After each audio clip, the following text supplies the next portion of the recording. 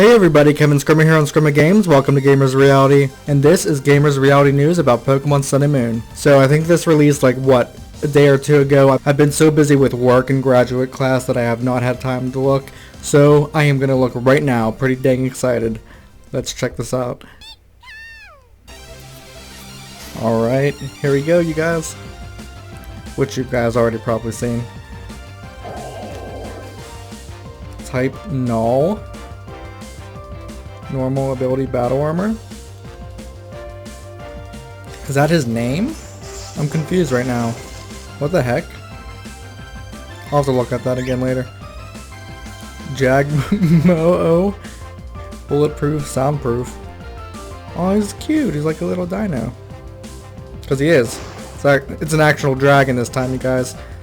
Compared to Executor. And Dark Rattata confirmed. Why did they make his cheeks so puffy? They made the little one look like a badass, and this guy just looks a little ridiculous.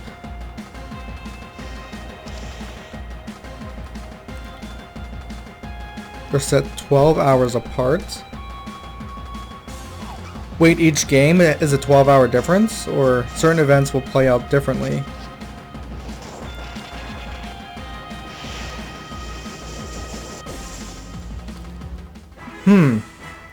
The Ether Foundation.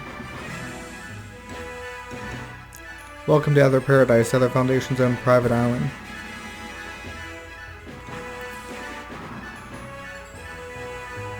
So is this like the good guy team?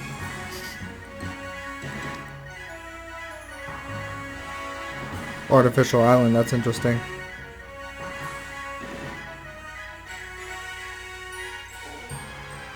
Whoa. Ladion. Battle me, I won't take no for an answer. Huh.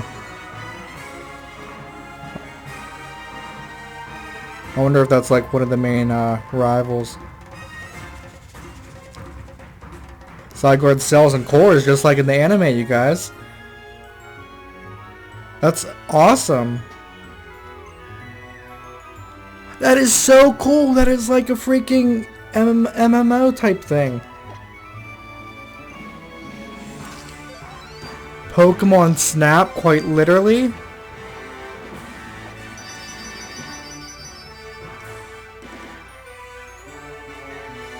Oh my gosh.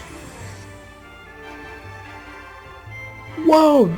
You can actually see a Dragonite flying up there? UB-01. Holy crap! They are doing so much right. That was amazing. Alright, gonna watch it again. This time I'm gonna stop it and actually examine each Is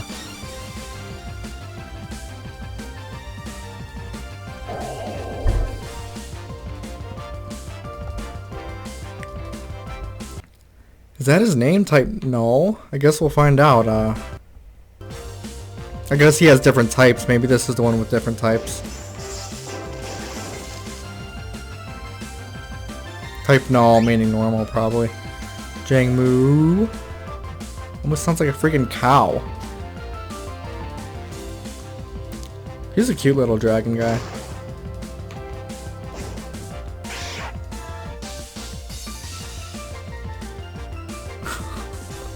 They made him ridiculous with how fat his cheeks are. He could have been so badass, but...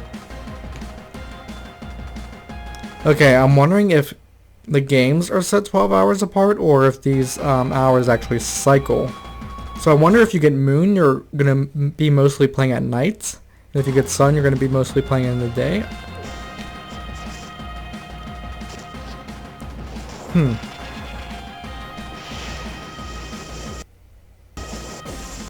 So you'll encounter a different Pokemon at least, we know that much.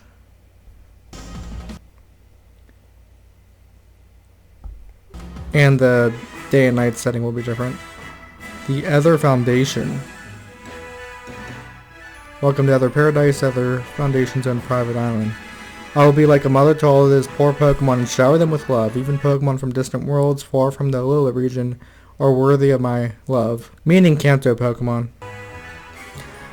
Faba. Just as the name suggests, Ether Paradise is a veritable paradise for Pokemon that floats far out in the sea surrounding Alola. It is an artificial island made entirely by human technology for the protecting of Pokemon. We keep Pokemon that have been targeted by Team Skull here. We also try to support Pokemon that need a little extra protection. Team Skull, give that Pokemon back. Low? What? Is that what a Slowpoke says, really? I mean, if they would have put the S at the beginning, it would have made a little more sense. Grunt B. That's right, we're going to sell this Pokemon to get rich. And we won't make no bones about it. They just need to cut off his tail. That's all they got to do. Gladion. Almost sounds like Glaceon. Battle me, I won't take no for an answer. Team Skull Gladion. You know you can't beat me. You'll just get your Pokemon hurt for no reason. Exio, I've made up my mind. I'll entrust this important item to you. You obtained the Zygarde Cube. This item that I just gave you is for collecting the cores and cells of a Pokemon. Zygarde. That is wild. That is so freaking cool. That is so MMO. And I say that because that's the type of quest, task, or activity that you would find in an MMO. Hey, there's a Pokeball back there too.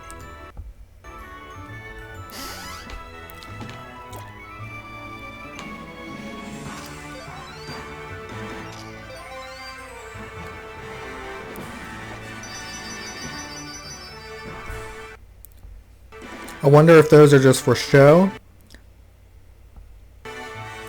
Huh, you can actually share it with people. Dude, that's like a mini Pokemon Snap. Ultra Beast. UB-01. Ultra Beast, they show it for like 10 seconds. What are Ultra Beasts? November 18th cannot come soon enough. Hopefully it's not only Moon that has that beautiful night sky. I'd love to see that in the game. Alright, let's check out their website here. Type Null. His name is Type. It's a synthetic Pokemon. Its ability is Battle Armor. Pokemon wearing a mask has been dubbed Null, meaning nothing. The shapes of its front and hind legs are clearly different. The reason is that Type Null was constructed to synthesize the strengths of various Pokemon, enabling it to adapt to any situation. The mask fitted to Type Null's head is a piece of equipment designed to control its latent powers.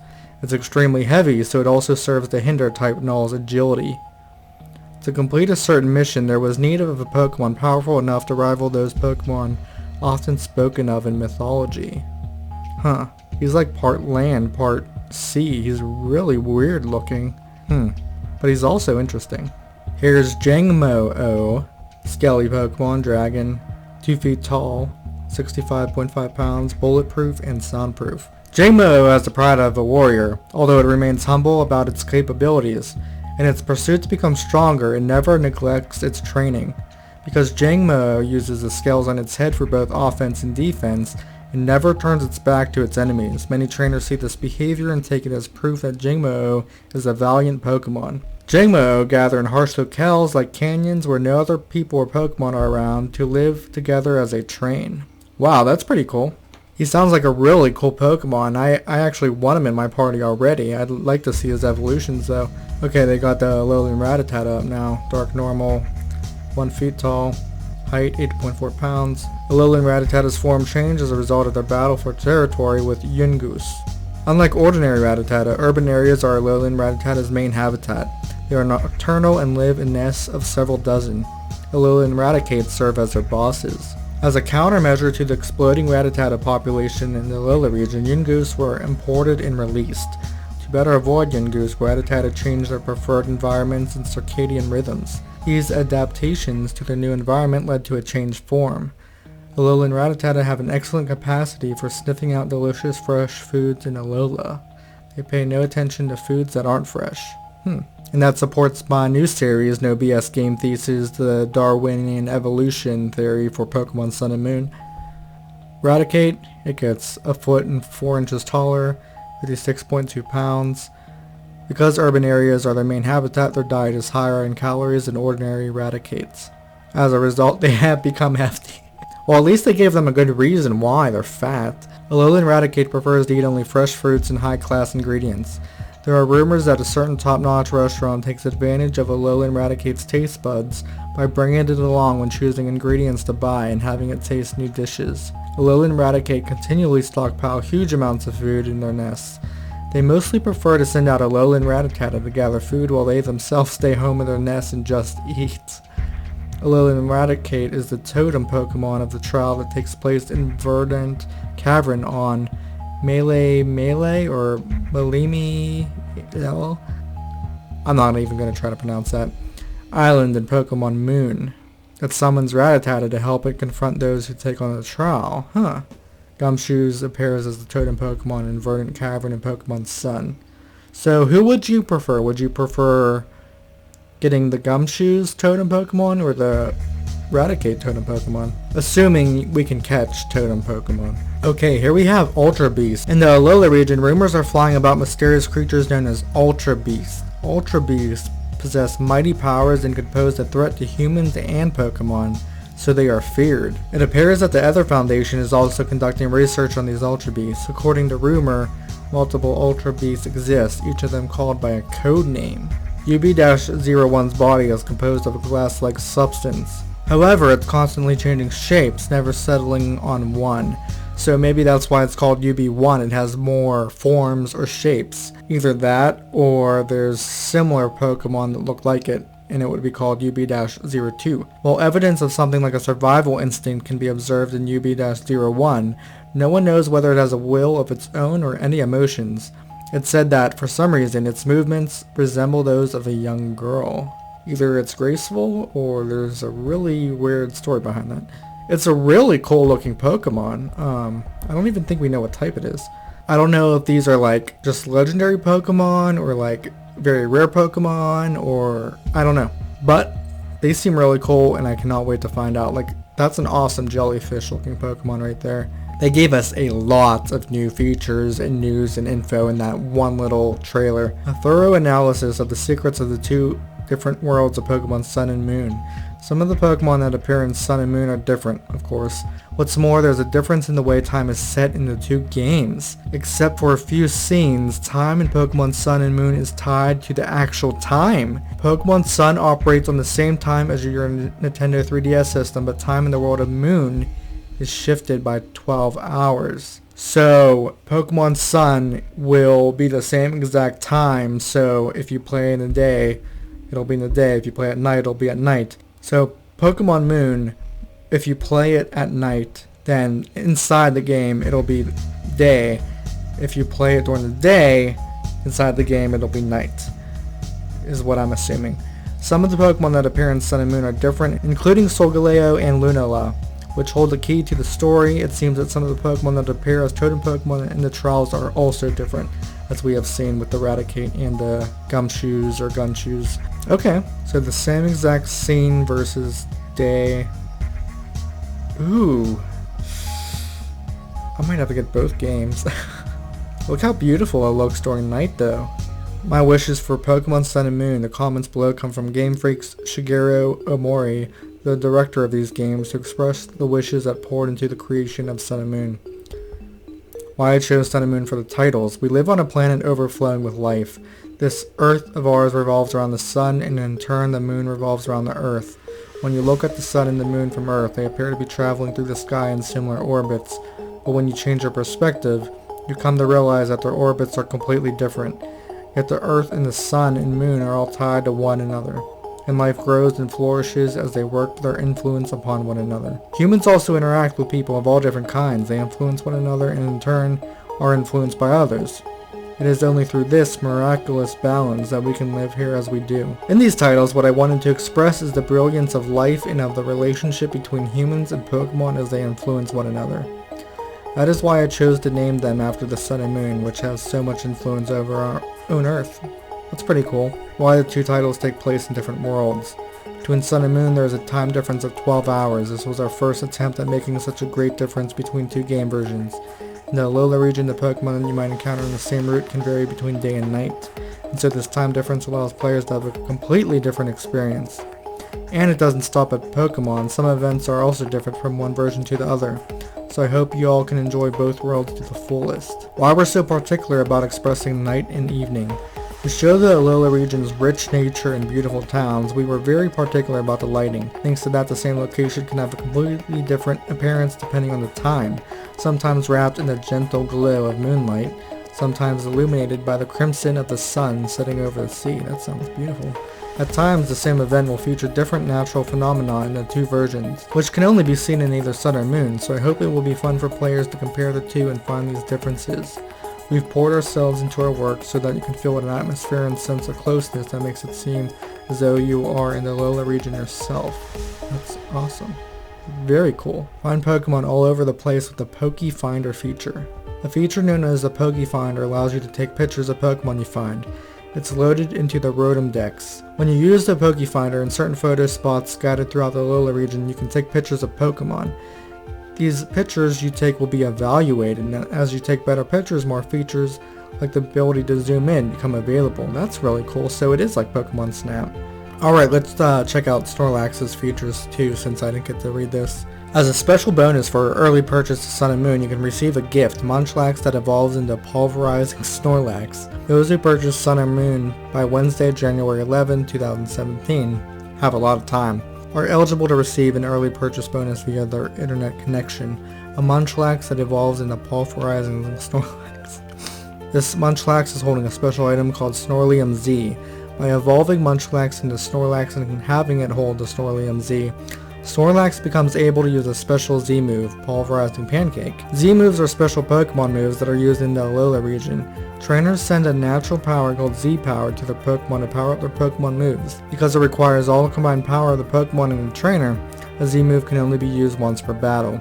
However, Z moves are considered more powerful than any previously known moves. Alolan Raichu's exclusive Z move, Stoked Spark Surfer. These Z moves can be used by any Pokemon, however some Pokemon like Alolan Raichu can use special Z moves that are not available to all Pokemon. The Snorlium Z, gifted along with a special early purchase, is itself a special item, one that allows Snorlax to use a Z move that no other Pokemon can. Munchlax, the big eater that swallows food whole without chewing. Munchlax wolfs down its weight in food once a day, gulping down its food with practically no chewing.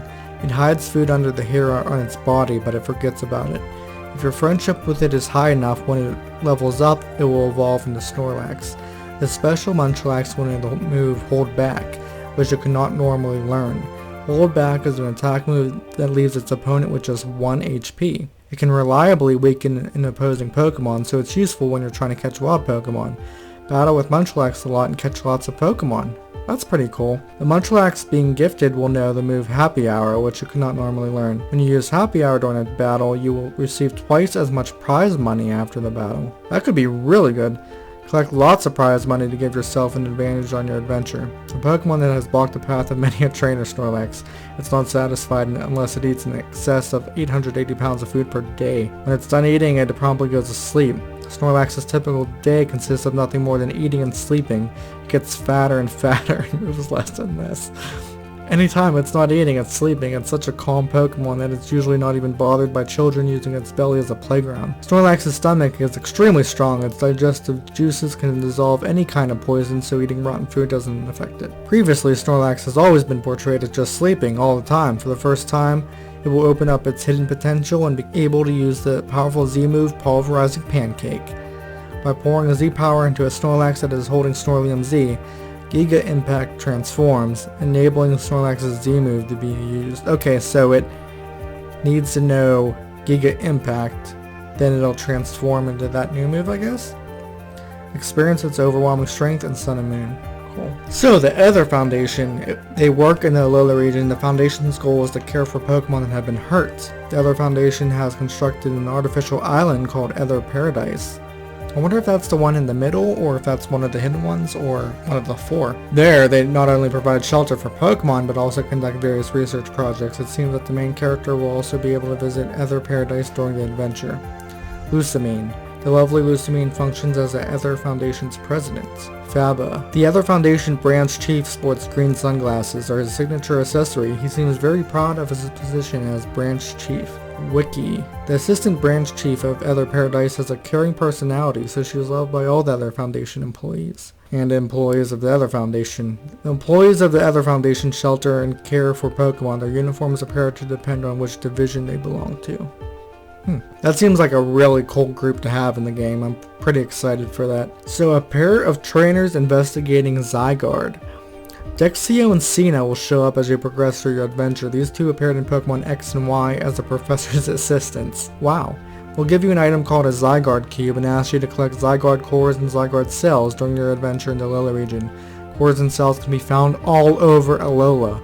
I wonder how many there are going to be. Oh my goodness. What if there's like at least 100, if not 300, that'll be insane. At least 100 probably, representing 100% because there's the 50% version, etc. Collect Zygarde cores and Zygarde cells. Objects giving off light can be found in various locations in the Alola region. These are Zygarde cores and Zygarde cells. You can collect them in the cube you receive from Dexio and Cena. If you collect lots of cores, the path to finding Zygarde may become clearer. Wow. I think that feature is just so cool. This battle reminded me of us in the past, in this group of 5 young trainers. Pokemon X and Y reference. I'm Dexio. The creature that just got sucked into the cube is what we call a Zygarde cell. This game is going to be so exciting. There's so much cool stuff in this game. It's insane, you guys. So we got Gladion now in Team Skull. They cause a lot of trouble. They steal other people's Pokemon, mess up the trial sites, and delight in all kinds of evil deeds. Gladion. This young man leads his strength of Team Skull as an enforcer. He places a high value on being strong in Pokemon battles. His partner Pokemon is the mysterious type Null. Well, we discovered something new there. There was actually very useful information there. So I wonder if this is a one-of-a-kind Pokemon he'll eventually give him to you, or something will happen that you get him. That's pretty cool. And one more thing before we go, you guys.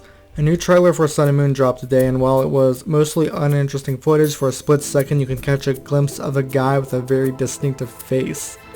Professor Oak. And he's got a tan and some long Hawaiian hair. For comparison's sake, here's the Professor Oak we all know and love from prior games in the anime. Translations say the game calls him Oak, but not Professor Oak. So there's a few possibilities here. Professor Oak also has an Alolan form. Okay, so this isn't Professor Oak, but rather a relative of Professor Oak. There's another new trailer? Holy crap! Like, there's so much stuff in a few days, you guys. Wow. See these evolutions here. Okay, so I don't think there's no Pikachu Alolan form. It just looks like a regular Pikachu, then it just turns to Alolan Raichu. Okay, so Cubone. It's just a regular Cubone and it turns into the other form. Just a regular... And you can't even see his freaking head. He uses a hammer to crush the eggs? That looks like a frigging... Raichu's move looks like a DBZ attack.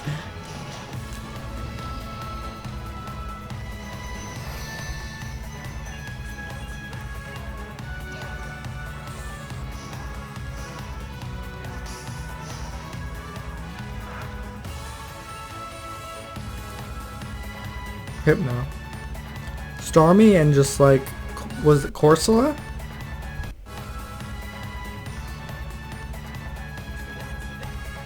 I wonder if that's a way to like take a picture of the Pokemon or... And there's the Ultra Beast. What? It just comes out of a portal? Huh.